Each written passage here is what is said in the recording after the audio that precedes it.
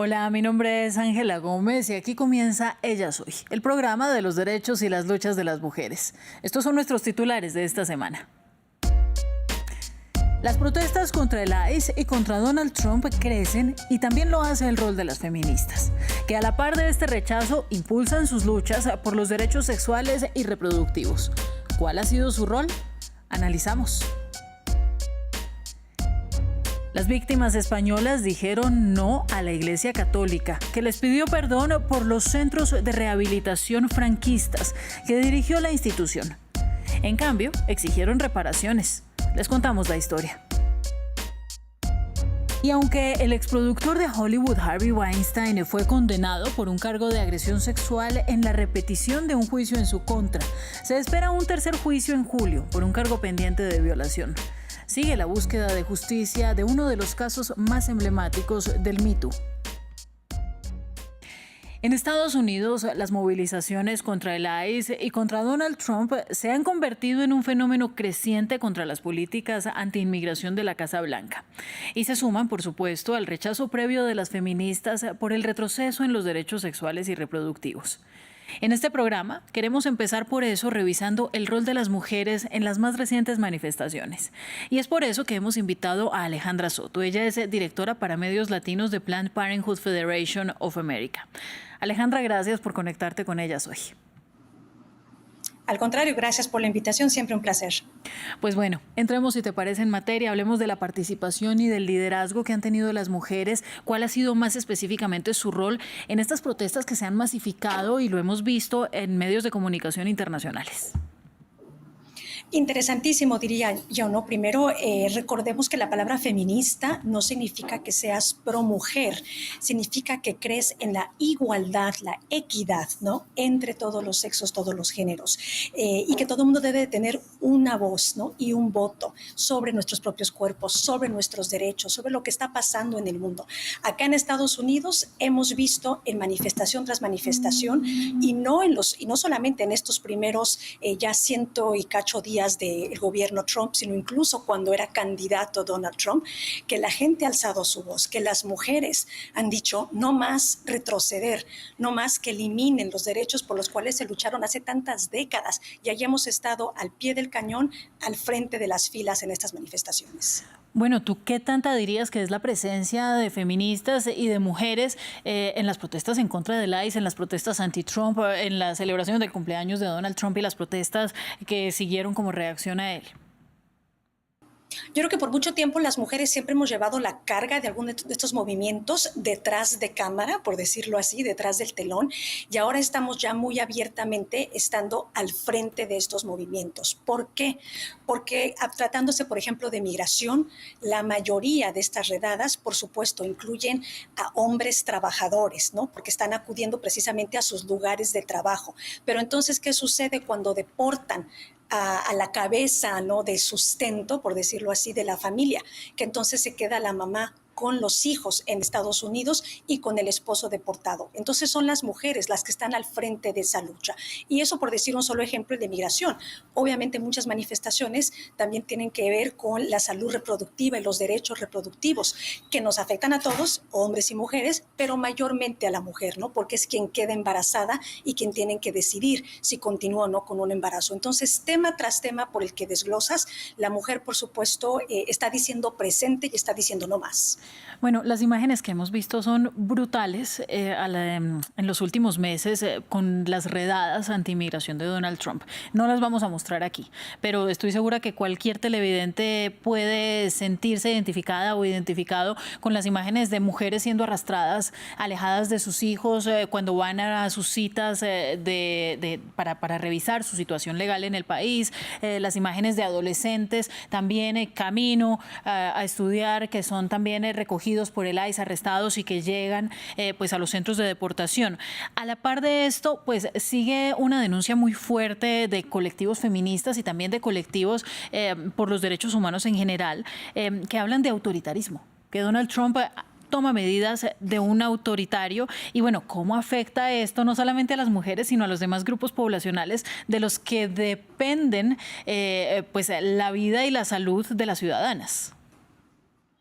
Y Ángel, estás hablando de imágenes y videos desgarradores. Yo no sé cómo una persona puede ver esos videos y no se te parte el corazón, ¿no? Independientemente de tu ideología política, ¿no? Cuando ves a una madre con los hijos agarrados de ella y aún así, ¿no? Se le están llevando, como dices tú, arrastras, etcétera. Es horrible y es inhumano. Y desde ahí debemos de partir, ¿no? Todos los derechos humanos y recordemos que cuando se le permite a un gobierno que infrinja en contra de la ley, que vaya en contra de los principios, en contra de la Constitución, porque es lo que está sucediendo en estos momentos, que vaya en contra de dictámenes y de fallos judiciales que le prohíben actuar como está actuando. Cuando se le permite a un gobierno hacer eso con un grupo de personas, significa que le estás permitiendo que lo haga con todos. Entonces, yo sí le diría, ahora sí que le haría un llamado, ¿no?, a todo mundo, de que si crees que en estos momentos lo que está pasando en Estados Unidos no te afecta a ti, por ejemplo, hablando de migración, porque tú no eres indocumentado, porque tú no tienes un familiar indocumentado, no te creas que el día de mañana no se va a voltear la cosa en contra del grupo al que tú sí pertenezcas. Esa es la problemática con el totalitarismo y con la forma en la que Donald Trump está eligiendo, ahora sí que hacer valer su poder ejecutivo. Y además, saltándose el hecho de que en Estados Unidos existen 3 poderes, el ejecutivo, el legislativo y el judicial. No se manda solo. Precisamente por eso las manifestaciones de este pasado fin de semana de No Kings, no reyes, ¿no? Aquí deben de estar las cosas balanceadas entre esos 3 poderes. Alejandra Soto de Planned Parenthood, muchísimas gracias a ti. Al contrario, siempre a la orden. Pues vamos a continuar en Ellas Hoy con más noticias, con pancartas en alto y la palabra no como consigna. Mujeres víctimas de centros de rehabilitación, o como les llamaban los franquistas, protestaron en Madrid durante un acto en el que la Iglesia Católica pidió perdón por las torturas que sufrieron. Fue el primer reconocimiento público, pero las sobrevivientes exigen mucho más. Una disculpa oficial del Estado y también medidas de reparación. Este es un informe de Manuela Cano. Con pancartas con la palabra no, mujeres españolas que fueron víctimas de los llamados centros de rehabilitación durante la dictadura de Francisco Franco se manifestaron en un acto en el que miembros de la Iglesia Católica pidieron perdón por las torturas a las que fueron sometidas. Fue el primer acto de este tipo. Sin embargo, las mujeres insistieron en que no es suficiente. Reclamaron una disculpa oficial del Estado y medidas concretas de reparación. El perdón es solo un primer paso porque seguimos necesitando una apertura de archivos por parte de la Iglesia Católica, seguimos necesitando un reconocimiento por parte del Estado y este reconocimiento por parte del Estado implica también reparaciones económicas en el caso de aquellas mujeres que lo necesiten.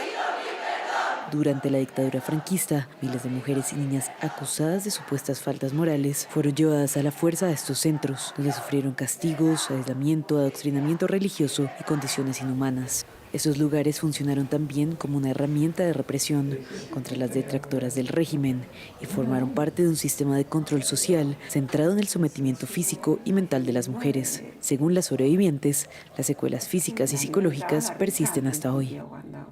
Tengo hermanas, porque nos llamamos hermanas, aunque no nos conozcamos, que no lo han superado, que todavía necesitan tratamiento,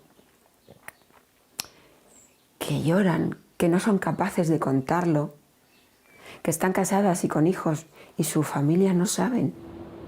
El evento no estuvo exento de polémica. Una de las principales críticas fueron unas declaraciones del presidente de la Confer, que agrupa a más de 400 congregaciones religiosas presentes en España, que afirmó que los abusos debían entenderse en el contexto de la época. Un comentario que generó indignación entre las víctimas. Ahora el Ministerio de Memoria Democrática, creado para abordar las secuelas de la guerra civil y la dictadura franquista, anunció que prevé realizar su propio acto oficial sobre este tema a finales de año. El Parlamento de Noruega aprobó una reforma legal al Código Penal que ahora considera como violación todo acto sexual sin consentimiento explícito, equiparando en su legislación al resto de países nórdicos y otros europeos. El gobierno laborista impulsó la medida que estableció penas de hasta 6 años de cárcel. También se eliminó el castigo mínimo de 3 años para las violaciones. Amnistía Internacional celebró que la nueva definición escucha a las víctimas y alinea la legislación con los derechos humanos. Además, dijeron, envía un mensaje poderoso: el consentimiento no es negociable. El exproductor de cine de Hollywood, Harvey Weinstein, ya fue declarado culpable en uno de los 2 cargos de agresión sexual que enfrentó en la repetición de un juicio en su contra. Fue condenado por delito sexual en primer grado a la exasistente de producción Miriam Haley en 2006, pero lo absolvieron del mismo cargo por su presunta agresión a Kaya Sokol en 2002. Queda pendiente aún un cargo de violación contra la aspirante actriz Jessica Mann en 2013, que procederá a un tercer juicio y ya se fijó una audiencia para el 2 de julio. Veamos. Veredicto unánime. Los 12 jurados del Tribunal Penal de Manhattan declararon culpable a Harvey Weinstein de agresión sexual contra un asistente de producción en 2006. Culpable como en su primer juicio, que había sido anulado. Me siento aliviada de nuevo. No pensé que volvería a pasar por todo esto y espero no volver a hacerlo después de esto. Espero que finalmente haya terminado. El exproductor de cine de 73 años fue, sin embargo, declarado inocente de una agresión sexual similar. Pero la demandante, una modelo polaca que tenía 19 años al momento de los hechos, no se arrepiente en absoluto de haber denunciado. Estoy muy satisfecha con el veredicto de hoy. Estoy orgullosa de las otras 2 mujeres que testificaron. Fue un proceso extremadamente difícil para todas nosotras, revivir nuestro trauma en la audiencia pública. Esta es una gran victoria para todas. Tras este veredicto parcial, el jurado aún debe decidir sobre un cargo de violación contra una joven actriz. Previamente condenado en California, Harvey Weinstein ya cumple una condena de 16 años de prisión por violación. Su caso es uno de los más emblemáticos del movimiento Me Too. Y para el cierre, una cifra. Se estima que América Latina necesitará 30 millones de empleos en cuidados en 2050 para atender a personas adultas mayores a causa del envejecimiento poblacional. La directora de ONU Mujeres para las Américas y el Caribe, María Noel Baeza, afirmó que nuestra región está perdiendo el bono poblacional.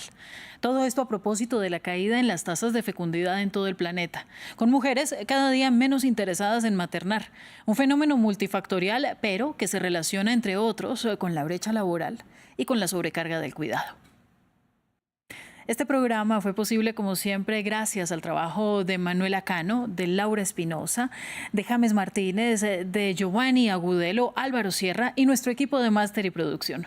Para volver a ver este y otros episodios de Ellas Hoy, ustedes pueden visitar nuestra sección de programas en france24.com.